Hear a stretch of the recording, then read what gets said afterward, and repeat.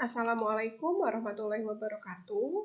Pada bagian ketiga dari mata kuliah histologi ini, saya akan menjelaskan tentang salah satu jenis dari jaringan, yaitu jaringan epitel. Jaringan epitel ini merupakan salah satu bentuk dari jaringan tubuh manusia yang biasanya melapisi bagian permukaan dari tubuh manusia, baik itu pada bagian kulit maupun permukaan dari organ-organ tubuh. Nah, biasanya jaringan epitel ini terbagi menjadi dua jenis, yaitu secara fungsional ya, ada jaringan epitel pelindung dan juga jaringan epitel kelenjar. Nah, jaringan epitel pelindung fungsinya adalah untuk melindungi bagian-bagian tubuh di bawahnya ya. Biasanya memang yang terdapat di permukaan karena posisinya di permukaan atau di tepi, fungsi perlindungan ini menjadi fungsi utama daripada jaringan epitel pelindung. Baik itu pelindung tubuh pada permukaan kulit maupun pelindung dari organ-organ di dalam tubuh. Nah, jaringan epitel juga mengalami modifikasi membentuk jaringan epitel jenis kelenjar, ya, di mana jaringan epitel kelenjar ini memang secara letak juga terdapat di permukaan tubuh atau permukaan organ atau dinding organ yang mengalami modifikasi secara fungsional untuk mensekresikan berbagai jenis sekret ya, bisa hormon, bisa enzim, ataupun cairan tubuh lainnya. Nah, kali ini kita akan mempelajari tentang jaringan epitel dan juga jaringan kelenjar. Jaringan epitel ini membatasi tubuh dari lingkungannya, baik di bagian luar, yaitu kulit, maupun di bagian dalam pada bagian organ-organ tubuh. Jaringan epitel ini biasanya tersusun oleh sel-sel yang bersisi atau bersudut banyak atau poligonal ya. Ada yang pipih, ada yang kuboid ya, silindris, kemudian pseudostratificum atau transisional.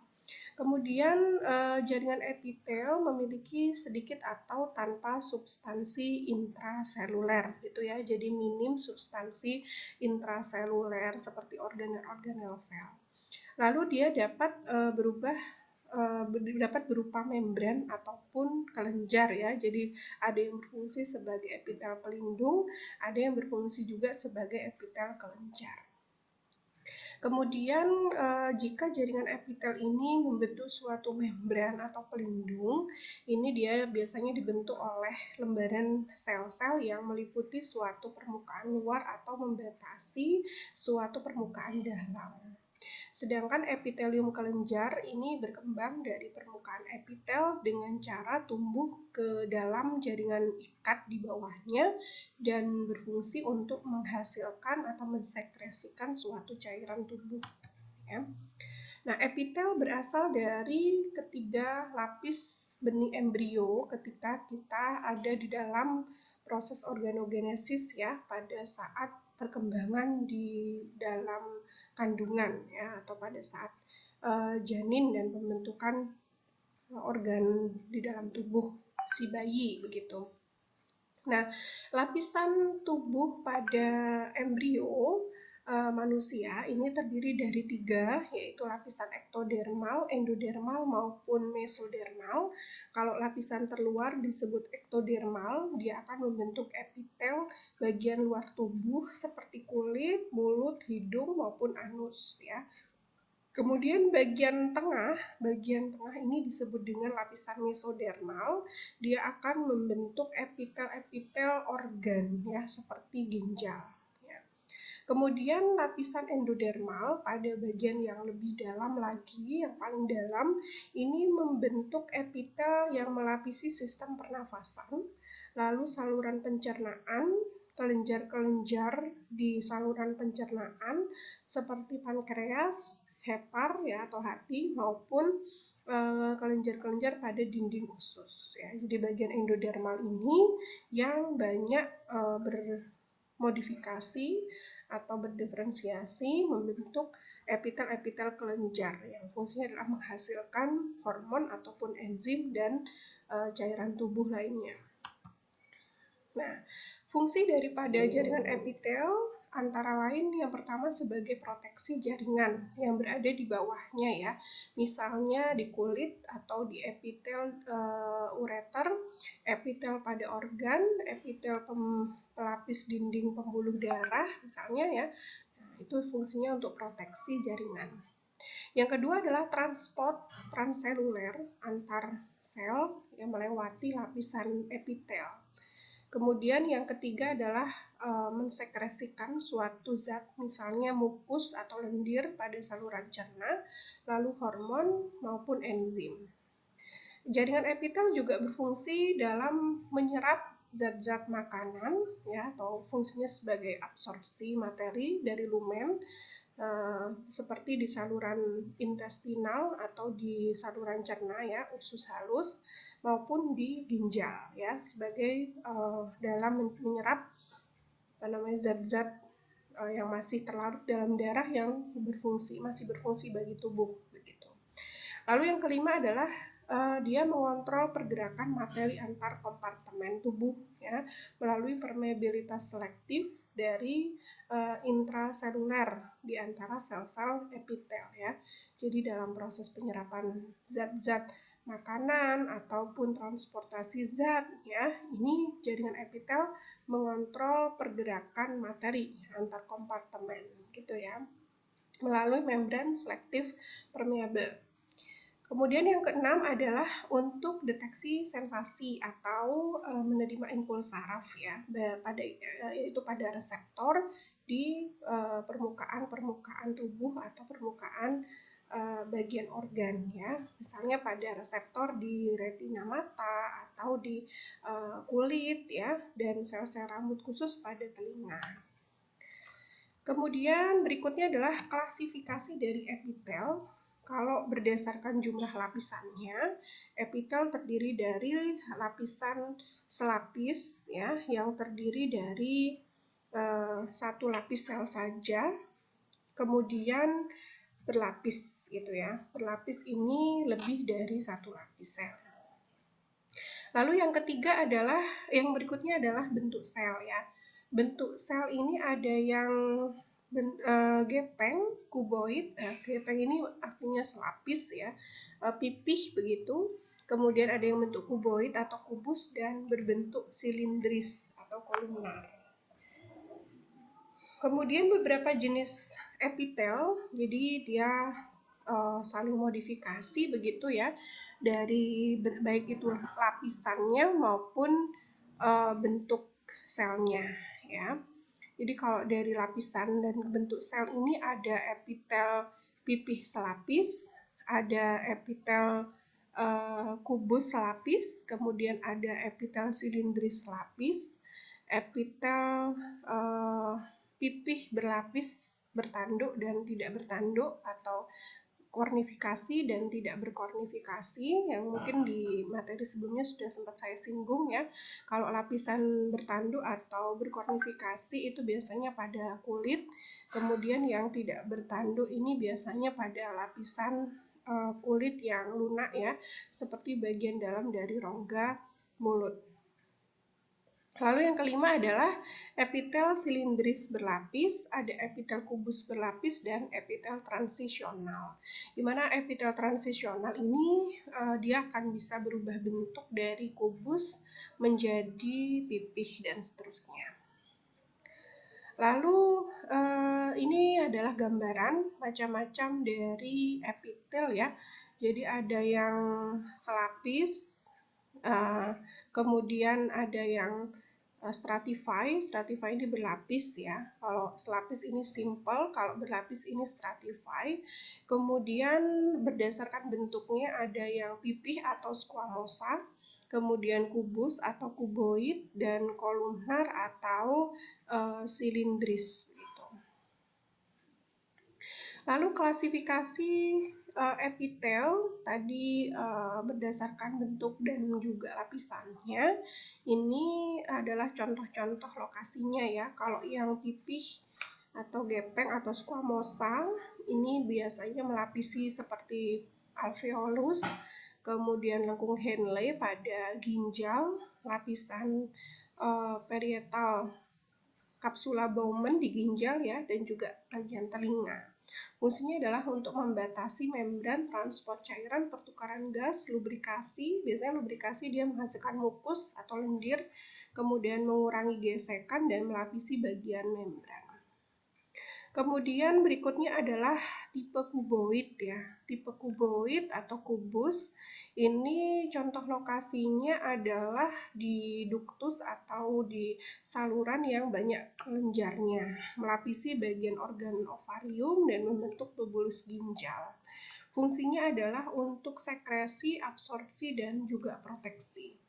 Berikutnya adalah epitel silindris. Dia melapisi bagian oviduct atau pada saluran reproduksi wanita, kemudian ductus efferent pada testis, kemudian uterus dan bronkus kecil, sebagian besar saluran pencernaan kandung empedu, ductus besar dari sebagian kelenjar, dan fungsinya adalah untuk transportasi, absorpsi, sekresi, dan proteksi. Lalu tipe yang berlapis atau stratify atau bertingkat. Ini ada yang berlapis pipih, kemudian ada yang berlapis kuboid ya. Kalau berlapis pipih misalnya di bagian dalam dari rongga mulut, ini yang tidak berkornifikasi atau tidak berkeratin atau tidak memiliki jaringan tanduk. Kalau yang berkeratin misalnya pada epidermis kulit dan melapisi duktus kelenjar keringat. Lalu yang berbentuk silindris, ini epitel pada konjungtiva mata ataupun pada ductus excretoris besar ya, seperti di saluran urinaria. Kemudian untuk yang transisional ini bisa berubah bentuk ya, dari kuboid menjadi pipih atau squamous ya, melalui proses relaksasi maupun kontraksi. Ini biasanya pada saluran urinaria. Gitu. Ini adalah epitel pipih selapis, misalnya dibentuk oleh selapis sel yang pipih atau gepeng atau squamous. Fungsinya untuk tempat lewat material melalui difusi pasif dan filtrasi ya.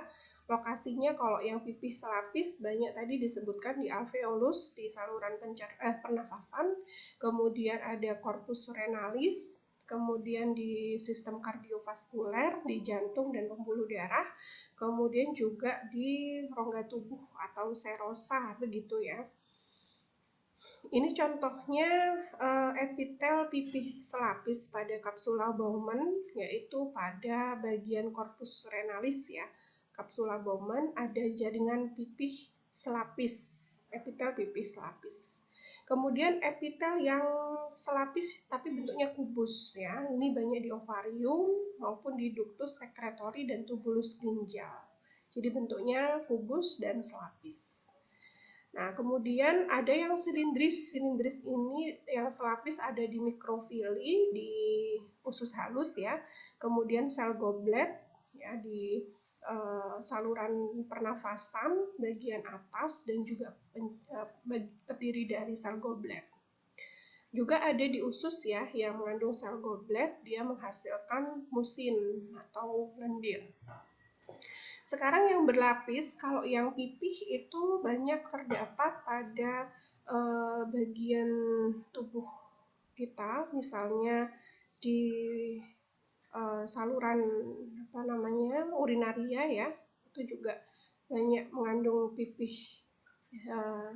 berlapis ya.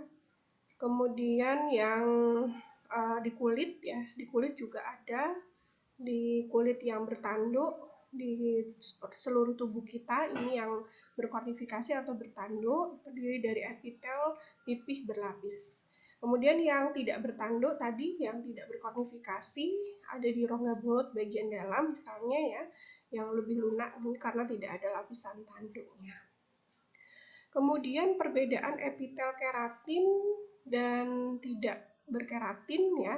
Kalau yang keratin atau bertanduk ini terdapat pada epidermis kulit, kalau yang tidak bertanduk tadi di lapisan mukosa mulut, esofagus maupun vagina. Memiliki lapisan keratin kalau yang bertanduk, sehingga disebut dengan lapisan epitel bertanduk, berkeratin, ataupun berkornifikasi. Lapisannya lebih tebal, ada stratum corneum dan lucidum ya. Stratum corneum ini yang mengandung banyak keratin atau zat tanduk. Lalu berikutnya ada stratum granulosum, spinosum, dan basale, di mana dua lapisan teratas ini tidak ada pada lapisan yang pada epitel atau kulit yang tidak bertanduk. Ya. Kalau yang tidak bertanduk hanya ada 3 lapis, yaitu granulosum, spinosum, dan basal. Ini adalah contoh dari epitel pipih berlapis tanpa tanduk yang ada di sediaan vagina, juga ada di bagian rongga mulut bagian dalam misalnya ya, dia kan bentuknya tidak keras ya, tidak kaku begitu ya. Dia juga disusun dari selapis sel silindris, epitel silindris di bagian bawahnya. Setelah lapisan berlapis pipih, kemudian di bawahnya ada silindris selapis, yaitu yang warna kuning ini ya. Kan ada bentuk silindris yang selapis. Nah, kemudian pada bagian berikutnya ada yang berbentuk bulat, ya, kemudian yang ditandai dengan warna biru.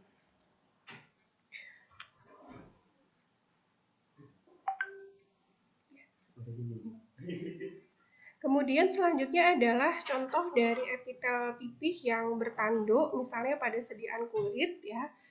Di sini ada selapis sel silindris misalnya, dan pada stratum spinosum ada yang berinti bulat, kemudian granulosum di bagian bawah lagi adalah bagian pipih dan bergranula, sedangkan stratum lucidum ini tidak berinti, stratum corneum dan stratum di atasnya yaitu stratum lucidum.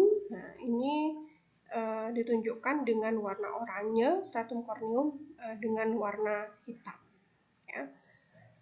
Kemudian lebih di atasnya lagi yaitu stratum corneum ada warna hijau. Kalau di sini stratum corneum, di atasnya di atas lagi dari stratum corneum ada stratum lucidum. Di sini warnanya adalah warna hijau ya, warna hijau. Lalu epitel silindris berlapis. Nah, ini sudah kita sebutkan di atas tadi ya. Ini hanya contoh-contohnya saja. Nah, sekarang yang epitel berkelenjar ya, atau membentuk kelenjar.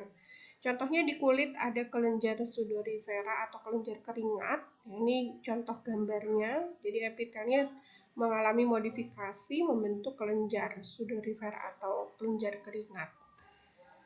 Lalu ada epitel transisional. Epitel ini dia mudah berubah bentuk ya, dari kuboid ke pipih begitu, sehingga disebut dengan epitel transisional. Biasanya terletak pada saluran urinaria, ureter, kandung kemih, dan uretra. Ini contoh dari epitel transisional yang didapatkan pada saluran kemih. Ada tampak sel payung yang warna merah ya, kemudian sel raket yang berwarna biru ada di bawahnya, dan sel basal yang berwarna hijau ya di bawahnya lagi.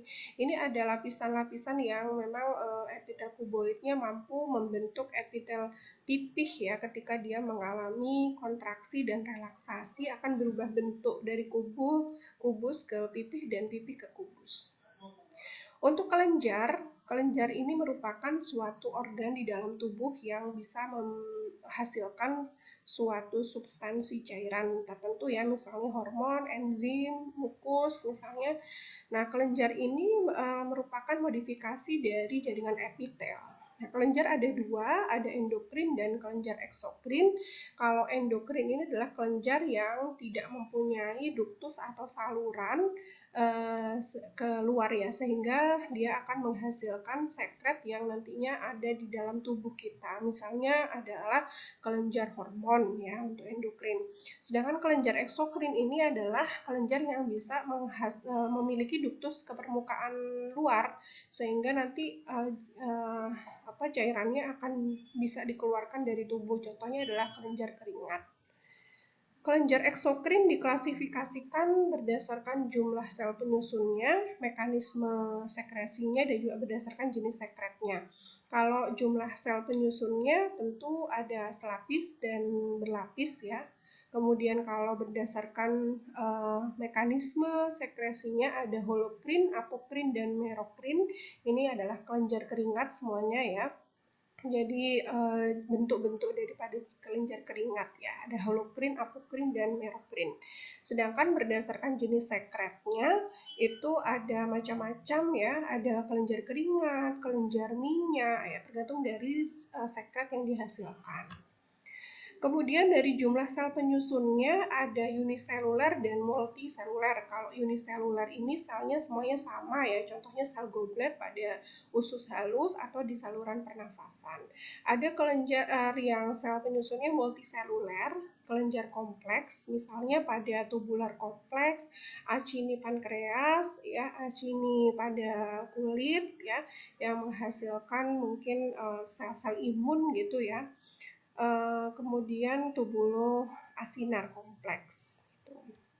Kemudian ada kelenjar eksokrin diklasifikasikan berdasarkan sekretnya. Tadi ada macam-macam ya, mulai dari mukosa berarti menghasilkan mukus, serosa mungkin musin ya, ada juga yang hormon, enzim ya, dan juga campuran berarti mukus dan serosa. Kelenjar eksokrin multiseluler ini adalah lembaran epitel yang terdiri atas sel-sel sekretori, akan tetapi sebagian kelenjar multiseluler merupakan invaginasi lembaran epitel ke dalam jaringan ikat di bawah ya. Kelenjar terdiri dari unsur epitelial yang melapisi sistem saluran, kemudian unsur epitelial bagian sekresi, jaringan penyokong fibrosa, jaringan penyokong mengandung jaringan pembuluh darah, dan juga ujung syaraf otonom.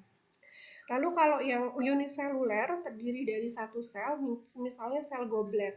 Nah, satu sel goblet ini menghasilkan suatu cairan atau sekret begitu. Nah, bentuknya seperti piala atau goblet, bagian apikal melebar ya, bagian ujungnya melebar dan berisi butiran-butiran musigen yang terlihat pucat, dan di situ dia menghasilkan musin atau mukus. Tidak semua sel ini bisa menghasilkan mukus ya. Nah, tidak semua sel yang menghasilkan mukus adalah sel goblet ya. Contohnya sel silinder yang terdapat pada lambung, dia tidak juga menghasilkan mukus ya, tapi mungkin menghasilkan cairan bentuk lainnya. Kemudian eksokrin berdasarkan bentuknya ya, ada tubular simplex, jadi sangat simpel bentuk tubulusnya, kemudian bercabang, ada juga yang bergelung simpel, lalu asinar simplex, ini seperti tubulus simplex tapi lebih besar dan lebih epitelnya lebih silindris begitu ya. Kemudian asinar bercabang yang simplex ya. Berdasarkan untuk kelenjar eksokrin multiseluler ya, ada tubulus kompleks, asinar kompleks, dan tubuloasinar kompleks. Itu kalau tubulus itu lebih ke banyak salurannya, kalau asinar itu lebih banyak ke cabangnya. Ya, kalau tubuloasinar berarti ada tubulus saluran dan juga percabangannya. Sedangkan untuk eksokrin dalam mekanisme pengeluaran ada 3 macam, holokrin, apokrin, dan merokrin. Kalau holokrin ini biasanya sitoplasma sel ikut dalam proses sekresi, jadi dia menghasilkan sekret dan sitoplasmanya juga terikut gitu ya. Dan biasanya sel nanti akan mengalami kematian karena sitoplasmanya terikut keluar. Nah, contoh kelenjarnya adalah kelenjar sebasea atau kelenjar minyak. Kemudian apokrin. Apokrin ini sebagian sitoplasma selnya ikut dalam proses sekresi, jadi sebagian saja. Contohnya kelenjar mame dan juga kelenjar keringat. Kalau merokrin ini adalah kelenjar eksokrin yang sitoplasmanya tidak terikut dalam proses sekresi, sehingga selnya tetap hidup ya. Contohnya kelenjar ludah dan pankreas. Ini termasuk contoh kelenjar eksokrin yang tipe merokrin. Ini adalah gambaran kelenjar eksokrin yang mempunyai 3 mekanisme dalam mengeluarkan sekretory, yaitu holokrin, merokrin, dan apokrin ya. Kalau holokrin tadi sitoplasmanya ikut keluar. Itu ya, holokrin ini yang A, sitoplasmanya ikut keluar. Kalau yang B itu merokrin itu tidak ikut keluar, sedangkan yang apokrin sebagian saja.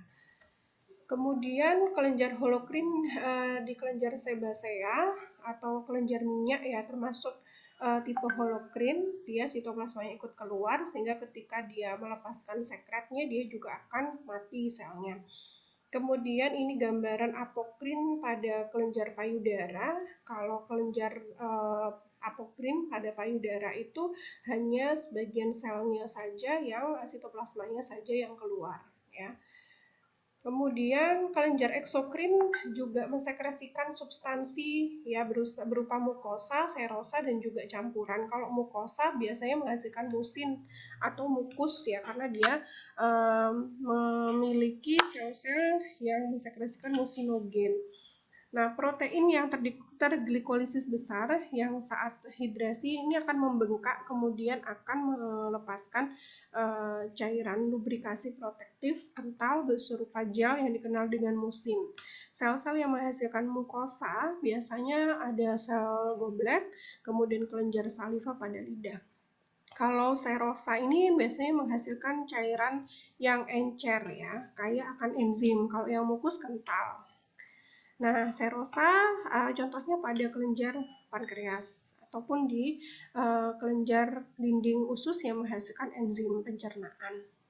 Lalu kalau kelenjar campuran ini modifikasi dari keduanya ya, mukosa maupun serosa gitu. Contohnya pada kelenjar sublingual yang dia menghasilkan air liur atau air ludah, di situ ada musin maupun enzim pencernaan.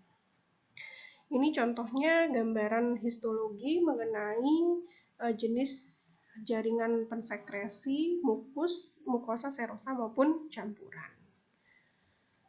Nah, terima kasih. Itu yang bisa saya sampaikan untuk topik tentang jaringan epitel dan kelenjar. Kurang lebihnya mohon maaf. Assalamualaikum warahmatullahi wabarakatuh.